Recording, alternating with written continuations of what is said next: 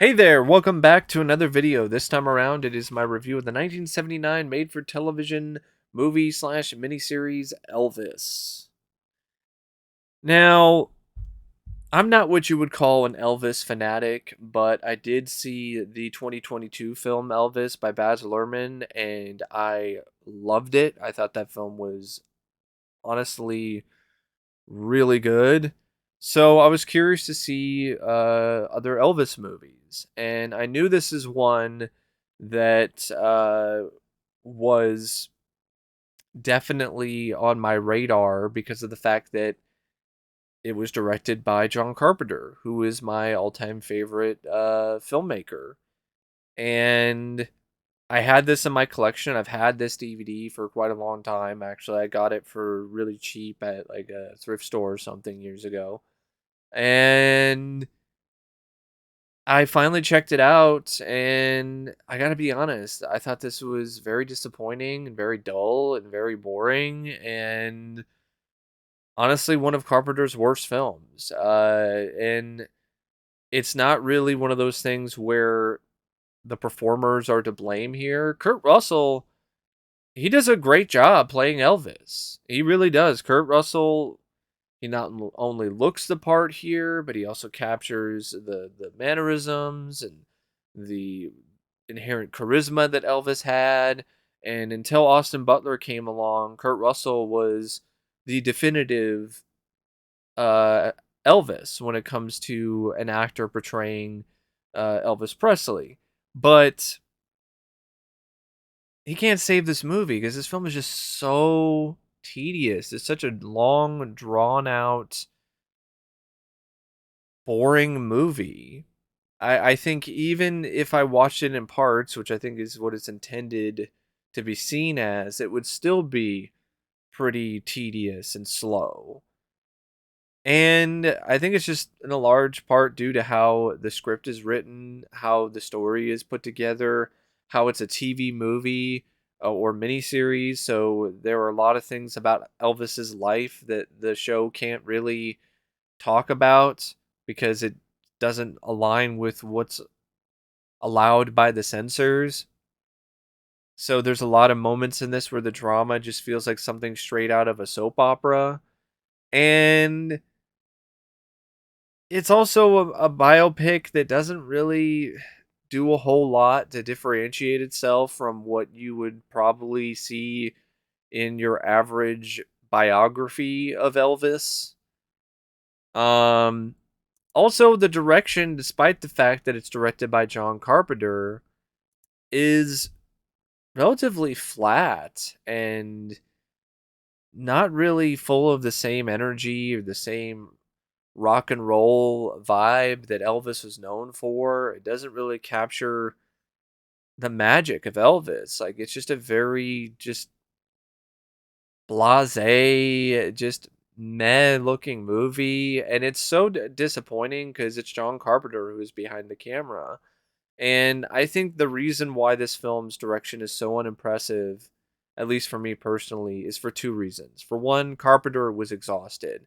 He was working himself to the bone at this point. He even has said in interviews that this is the period of his career where he worked the hardest, and you can tell that he never ever wanted to do that again. And you can see why, because it just affects his performance as a director.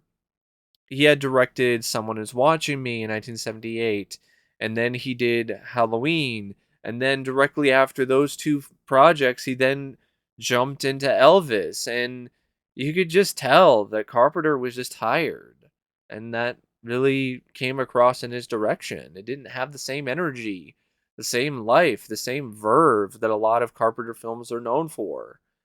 Even Carpenter films prior to this. And also, I don't think he was a good fit. I know Carpenter is a fan of Elvis. He likes his music, but I don't think that Carpenter was a good fit for an Elvis biopic. I believe the producer of this decided to go after Carpenter and give him the job because of the fact that he liked his score for Halloween. and he saw that he was a good composer, so he felt that he would be a good guy to direct an Elvis movie. And I feel that was a massive error in judgment because, oh, he's a good composer. That doesn't mean that he'd be the right guy to direct an Elvis movie. Carpenter is an action sci-fi horror director. He's not a biopic director. And you can see that clearly here, and you can see it with the fact that he didn't do anything like this ever again because it's just not in his DNA. It's not who John Carpenter is. It's not what he is the most well known for. It's not his strong suit. It's not his wheelhouse. And so he's out of his comfort zone here. He's exhausted, and the combination is just some of the flattest, most banal, just boring direction of John Carpenter's career. I mean, even some of the scenes in Dark Star, the student film that he did with Dan O'Bannon, had more energy, had more verve, had more creativity in them than in Elvis. And there's a few scenes like the stuff in Las Vegas, for instance, or um, couple other instances where some of the signature Carpenter style starts to kind of come through, but it's very fleeting. And for the most part, the shots are very stock, very static, very standard, and just not anything remotely that impressive. So yeah, disappointing when it comes to the fact that it's John Carpenter behind the camera, and there is so much of this where you can't even tell that it's Carpenter. Like you could tell me or anyone else who watches clips from this film that Carpenter didn't direct this, and you'd be like, yeah, sure, I could see it. And then you tell them that no, he actually did direct it, and then a lot of people would be like, wait, what? So Carpenter didn't write it. It was written by Anthony Lawrence. Maybe if Carpenter was allowed to write a little bit to add some of his own flavor, his own feeling to it, then maybe that might have helped too. The script is very paint by numbers, very just typical of the time when it comes to going from point A to point B to point C, when it comes to different parts of Elvis Presley's career. I think it starts as like a flashback, which is also typical of the time. So it starts in 1969 with Elvis getting ready to perform his first live performance in 8 years at the International Hotel in Vegas. He's in his suite, and then he just reminisces about the past, and that is the structure for this TV movie slash miniseries is Elvis reminiscing, and a lot of it is just very typical stuff in terms of the script. Elvis when he was young, Elvis before he became famous. Then the stuff with him and the other record company. When it comes to uh, Elvis making it big. I know I don't know why I don't remember the name of the record company. It's not coming to my head, but I know that there was some other record company that Elvis was with before he went on to, I think, RCA or some other bigger label.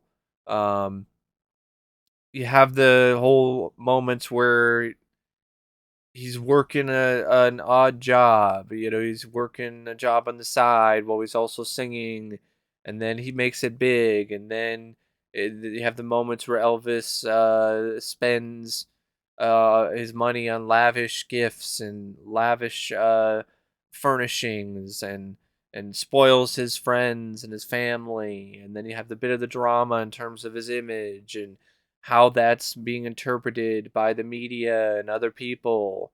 And then he goes to the military, and you have that bit, and then he comes back from the military, and I think it does the stuff where he's a celebrity and does some movies for a little part of his career, and then you have the whole moment when he meets the love of his life, and you have that going on where he meets Priscilla and they fall in love.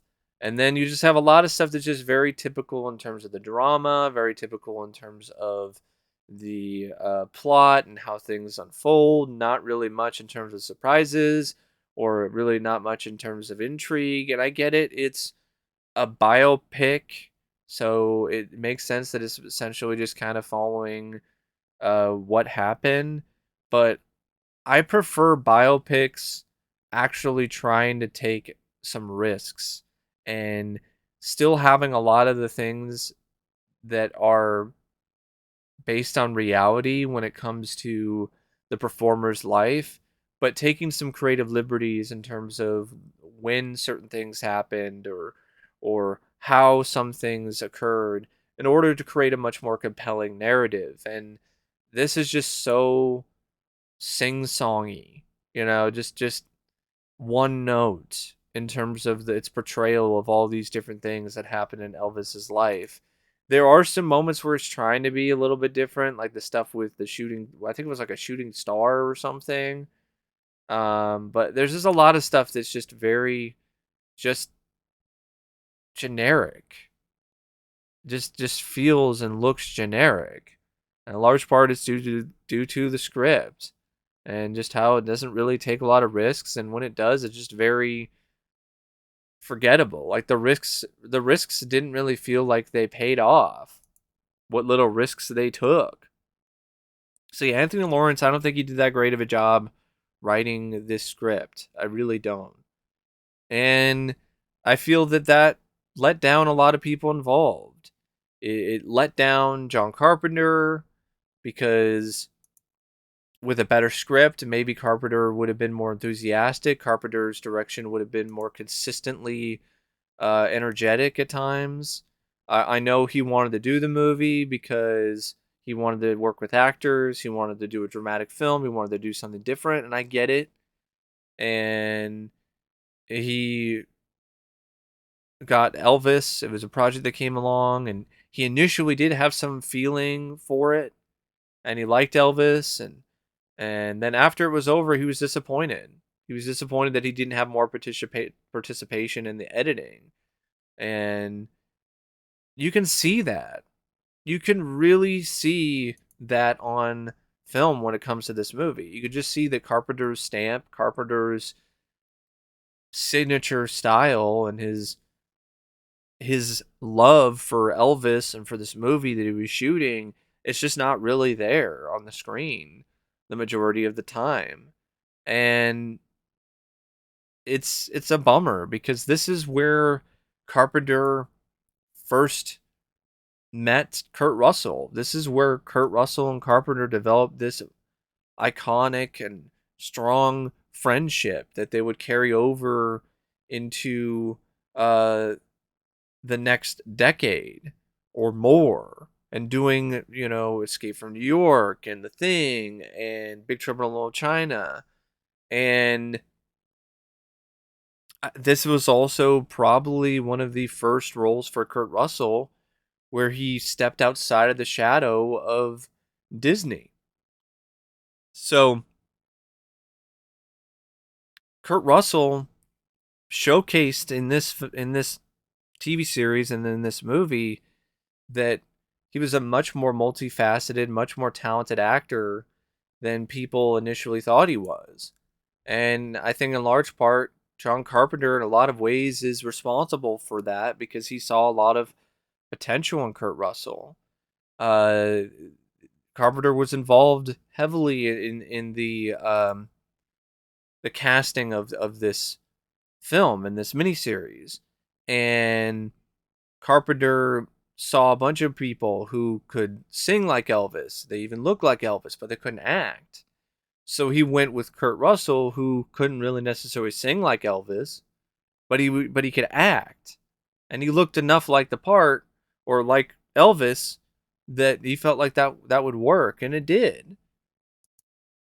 Kurt Russell was one of the main reasons why this film is somewhat watchable for me, is because he's that good as Elvis Presley in this TV movie and miniseries. He didn't sing though. Ronnie McDowell did the singing. He was Elvis's singing voice in this project. Shelley Winters is also in this as Gladys Presley. I would say she's probably one of the biggest stars when it comes to the cast.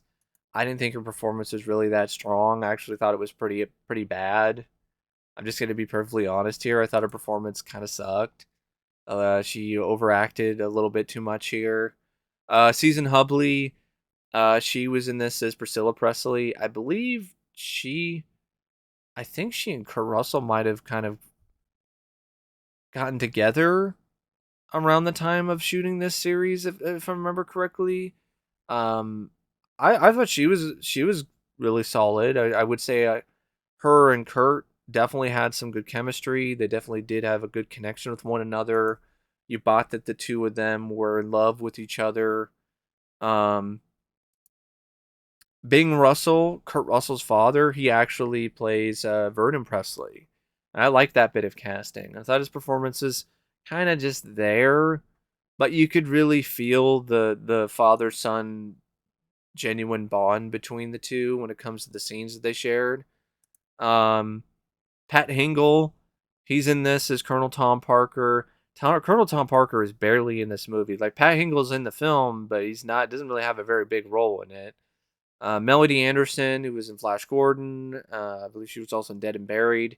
She's in this and a little role as a character named Bonnie. You also have Charles Cyphers from Halloween. He plays Sam Phillips, the guy who was the head of this other record company that Elvis was on before he went on to bigger things.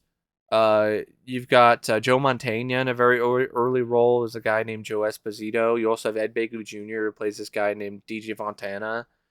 Um, so it's a good cast.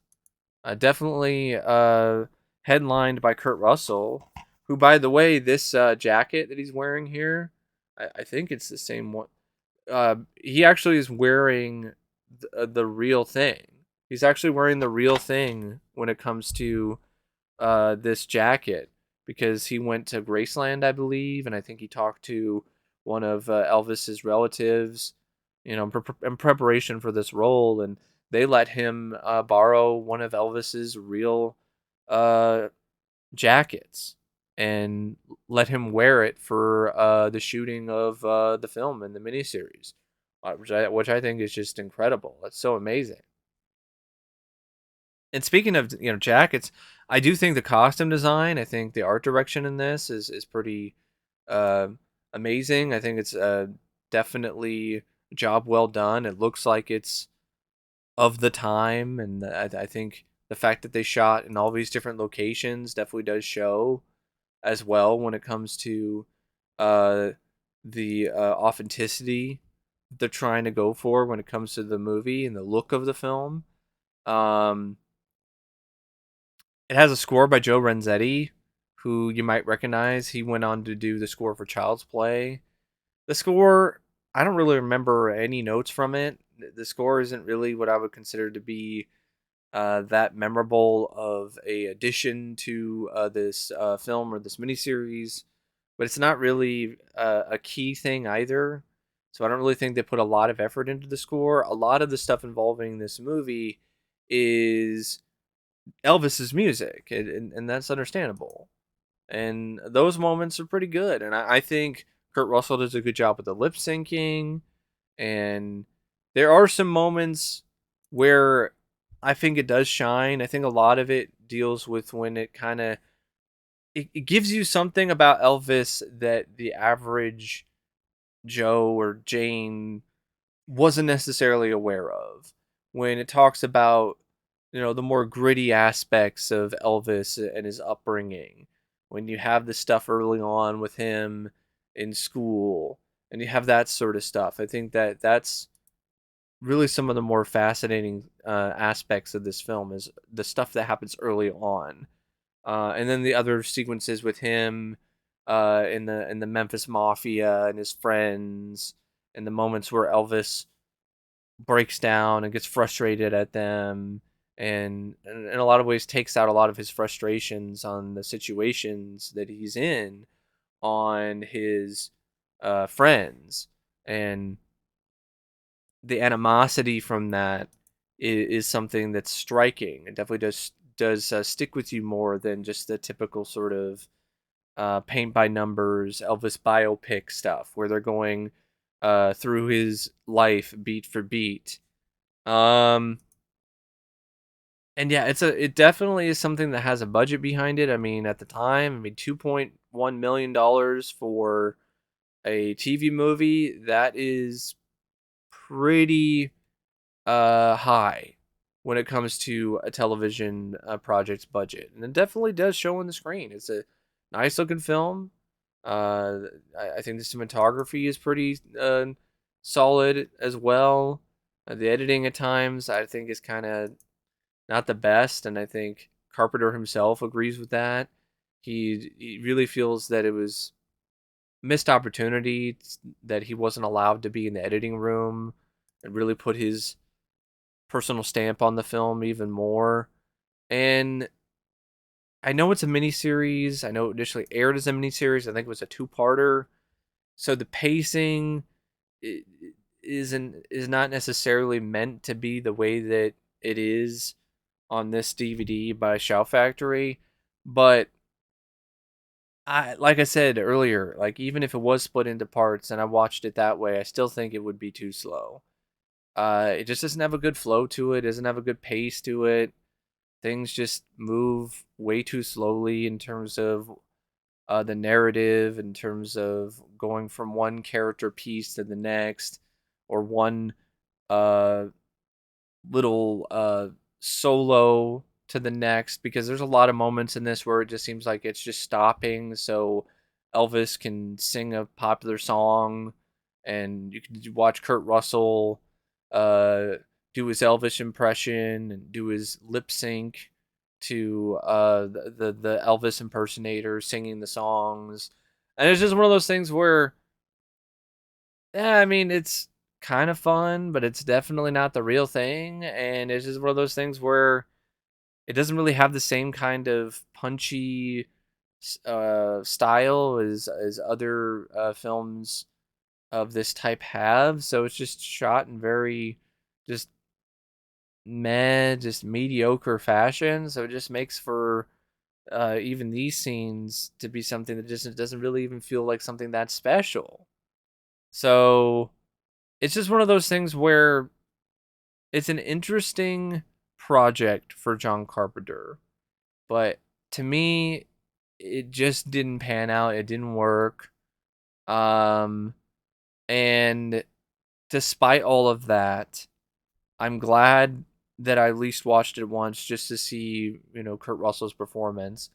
But also I'm glad that this is something that exists solely because of the fact that this is what led to Carpenter and Kurt Russell meeting each other and becoming friends and becoming frequent collaborators. And without this movie, I don't think we would have that. We wouldn't have Kurt Russell's Snake Plissken. We wouldn't have Kurt Russell's McReady. We wouldn't have Kurt Russell's Jack Burton. We wouldn't have that without Elvis. So that is something that I definitely do appreciate, but it's just one of those things where it just wasn't for me. I just couldn't get into this. It was too long, too tedious. The drama wasn't really as compelling as I think they were trying to make it out to be. And it just felt like a TV film. It felt like a TV movie. It presented itself like a TV movie. Maybe definitely a higher grade TV movie, but it still felt like that in terms of the pacing. There were a lot of moments where, okay, we're going to stop it now, and then we're going to go to a commercial break. And that definitely affected the pacing too, because there's a lot of moments like that in this movie where you're like, this doesn't really flow very naturally. So it takes you out of things. It takes you out of the narrative as it's unfolding because it's just so unnatural in the way that it just stops and then keeps starting up again. But anyway, that's my thoughts on Elvis, the 1979 movie slash miniseries. And until next time, thanks for watching, and I'll see you later. See ya.